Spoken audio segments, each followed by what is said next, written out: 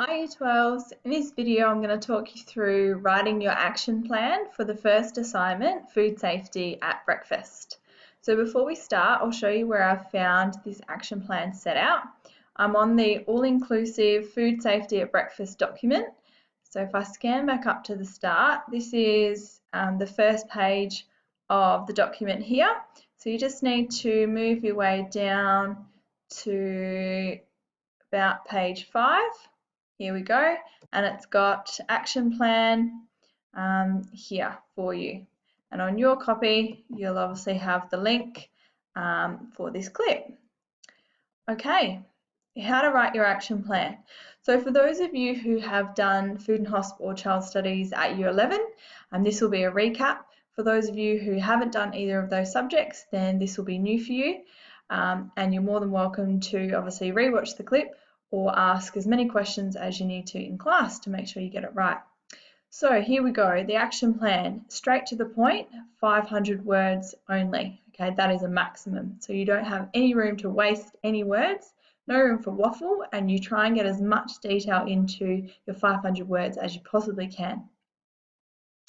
The first section to fill in is your name, your SACE number, and the word count. Okay, I don't want to see anything over 500. Try and stick with that.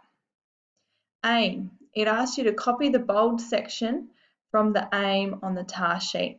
Now the easy thing is, because this is the all-inclusive document, you can just scan straight up to the task sheet itself. Right up here, and we've got the aim over here. And it asks you to just insert the bold section. So prepare a cafe-style breakfast that includes 2 high-risk foods in a safe and hygienic manner. So that's just the overall aim, kind of a brief explanation of what your task is. So you'll copy and paste that in first. Okay, coming back down to our action plan. The next section that you're going to fill out for this action plan is the issues and strategies section. Now this here is explained as a way of identifying the criteria or the issues that the assignment gives you. So the issues or the criteria you need to meet, right? Because every assignment is different and has different criteria. For example, is it a cafe style meal? Is it a restaurant style meal? Okay, is it a breakfast? Is it a dessert? They're all different criteria. Okay, so you need to identify for this assignment what the criteria is, and then explain any considerations or strategies that you will use to meet the criteria or to overcome or resolve the issue. Okay, so this is the section where you explain all of your thinking that automatically happens before you choose a recipe. All right, and this usually just happens in your head, but the issues and strategies is a way of documenting for the reader to understand that you have made a wise choice and you have made a choice that meets all of the assignment criteria. Okay, in terms of set out, it tells you to include sentence 1, state the issue. Really straightforward, like I said, no waffle. What is the criteria? Sentence 2 is a strategy or something or multiple things you're going to consider in order to meet that. All right, and a new line for each issue or criteria that you identify. I'm suggesting that you have 3 to 4 issues and strategies that you focus on. Any more than that and you will struggle with the word count, any less and you haven't covered them in depth enough to get in the A band. So that is why we've got 1, 2, 3 and 4 down the side here. Now, so you understand the wording, I have an example here, and this is obviously for a different assignment. It doesn't relate to what we're doing. It's just an example of the sort of wording you can use. So first is the criteria or our issue here in a very simple sentence. The dish chosen must be suitable for an exclusive 5-star restaurant. Okay, that's the first criteria we need to meet. So therefore, this is now what we're going to consider. Professional presentation techniques and high quality ingredients will need to be researched and considered. Okay, before making a choice, these things need to be considered. All right, So for your breakfast assignment, it's always important to go back to the actual detailed practical task, the section that tells you all of the specific criteria from your time frame to how it needs to be served, etc. So I'm going to scan back up to that now, and we usually will go through this as a class as well. So it's likely I've set this clip for homework, and then our next lesson we're going to brainstorm some ideas as a class. But to get you started, if we come back up to the task sheet, I've got it here highlighted in grey. Here is all the criteria. Select, prepare and serve a breakfast meal and a drink that includes at least 2 high-risk foods. All right, so already we've got, it's got to be a breakfast meal with a drink, could be one, and it includes at least 2 high-risk foods. That could be a separate criteria. It also needs to be suitable to be served at an Adelaide cafe of your choice, linking with their current menu and presentation style. There's already a third criteria. Safe food handling must be demonstrated throughout all stages of the practical, including storage, preparation, cooking and serving. Okay, that links really strongly with the criteria of being 2 high-risk foods, and therefore they need to be handled safely. So I would put those 2 together.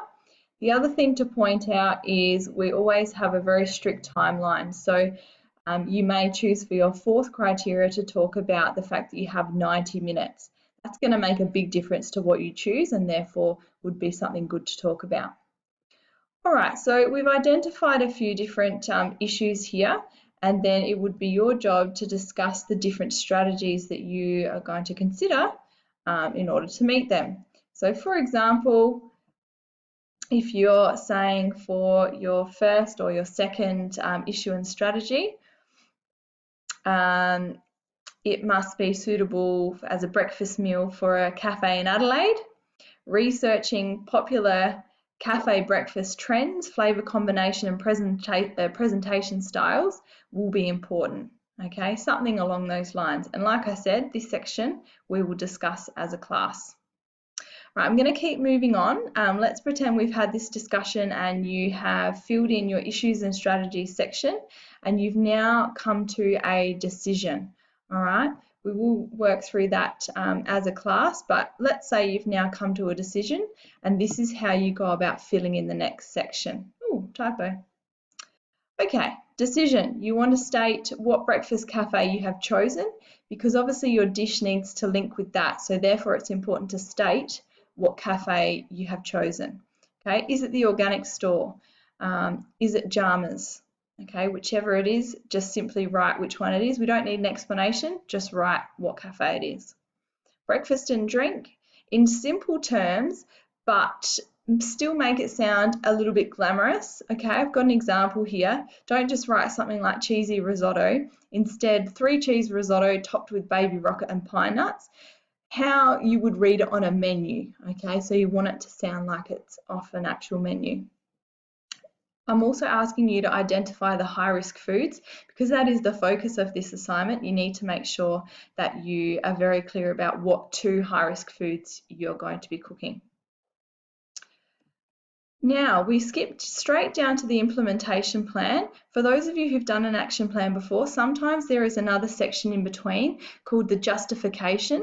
Right? I'm not assessing that for this particular assignment, so we're going to skip it. This will allow you to use more words for the implementation plan, which you are being assessed on for this task. Okay, a few hints before we talk about what happens here. First of all, the implementation section asks you to explain the implementation strategies or practical steps you will take to successfully complete your breakfast meal and drink, ensuring it meets the task requirements. So this is now all about the actions you will actually take. What things will you specifically do to make sure that you meet the criteria? Okay. Tip, respond to the issues and criteria you highlighted under the above section, issues and strategies. So my suggestion is, so you don't forget anything, whatever you focused on for number 1 above, all right, up here. So like I was pretending, if you were focusing on a breakfast meal for a Adelaide cafe, then you down here in implementation 1 want to talk about exactly what you're going to do on the day of your practical or leading up to it to make sure your dish looks like it comes from that cafe. Okay, this might involve exactly what plate you're going to use, what sort of portion size or ingredients that you have ordered to make sure it suits the cafe. All right, if number 2 you've talked about food safety and high risk foods, then in number 2 you need to go into detail about exactly what you're going to do to keep your high risk foods safe. All right, if number 3 is about time, then tell me exactly how you're going to manage your time. Now, there is a big hint here in bold. It tells you to focus mostly on food safety in lots of detail and briefly cover the other dot points. That's really important because the area of study is the political and legal influences, and we are really focusing on food safety for this task. I want you to use lots of your words for the implementation plan to cover your dot point about food safety. So I want detail about your 2 high-risk ingredients and exactly what you plan to do right from when you collect your ingredients to when you're storing and preparing them during the cooking prep, how you're going to cook them, serving, specific temperatures, as well as cleanup. So go into a lot of detail about that particular dot point. Okay, I think that's it for the action plan. If you have any further questions, please email me, ask me in class, or ask a classmate. They might be able to help. And that is how to write your action plan.